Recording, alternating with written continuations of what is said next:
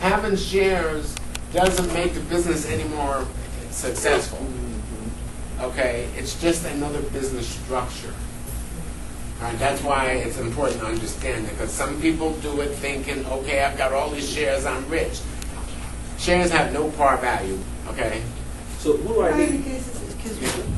How about in cases like my company? Well, the company where I want to be opening my business, they enroll the only person to foresalary the business for the last 3 months. But they use his own license, his own buildings, his own everything, and they told you whatever you do, it's very important you put your money to invest in those people. Like Avon, like those are franchises and distributorships. They aren't part. They're not corporations. The corporation is Avon. What they've done is, and I hear you, and Herbalife does the same thing. When they sell a distributorship, you're not really buying shares in the company. Okay, you're buying a distributorship. It's still part of the company. It still controls everything. You haven't bought any shares. Now you can buy shares in Avon, but it's not through the distributorship. It's through the market. Okay, and I hear what you're saying. Okay. Yeah, they're selling a franchise. They haven't sold shares in the company itself. That's just another product. A distributorship and a franchise is really a product that companies sell. Because they're getting money, you're using their name. That's right. And that's what they're selling you.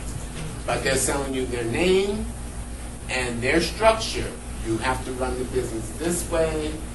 You have to run the business the way I tell you to run it.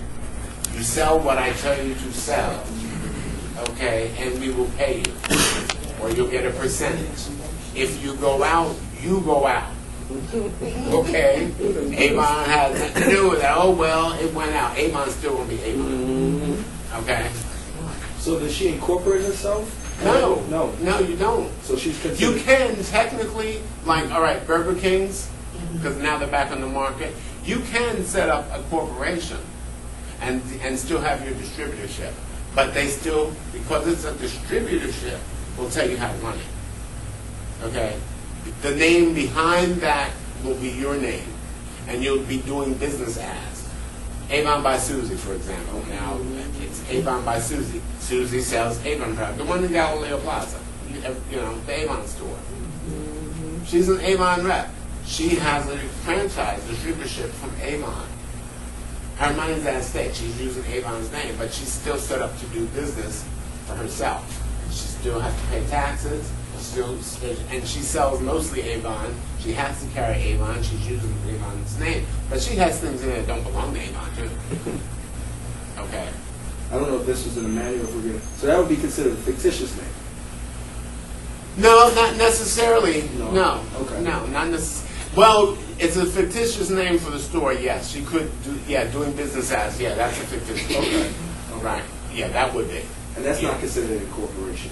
No, she can still be incorporated.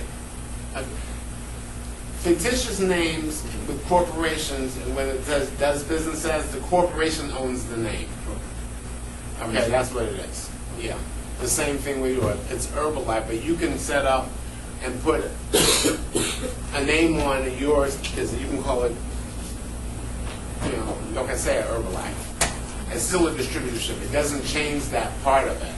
But that's the doing business as.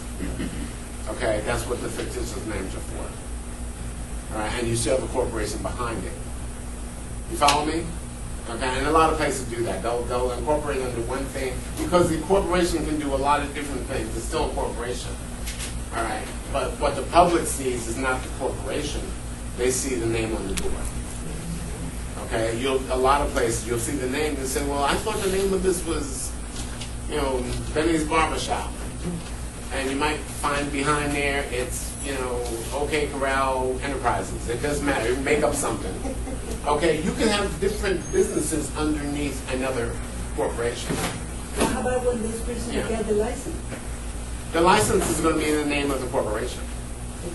Right, and then you have the fictitious name on top of that. A lot of people do that so that they can hide their identity. Okay, so you won't be able to find out until you start digging. Because it's buried under so many layers, you're not going to find out who the real owner is. The small letters. Yeah, yeah. The terrible A lot of times you'll small see letters. that. Yeah. A lot of people use corporations for that reason.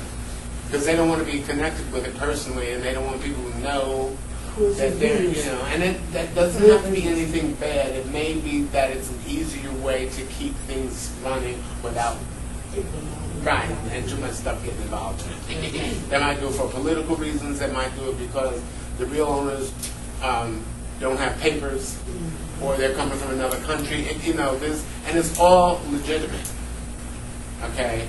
Or because their name won't carry as well as the brand name that they came up with. There's a branding thing. So this sounds better than my name, so, okay, there's too many Williamses out there. Okay, so you wouldn't want your name up there to get confused with somebody else's business. Right, so you come up with something else and you incorporate. We're straight on that kind of corporation?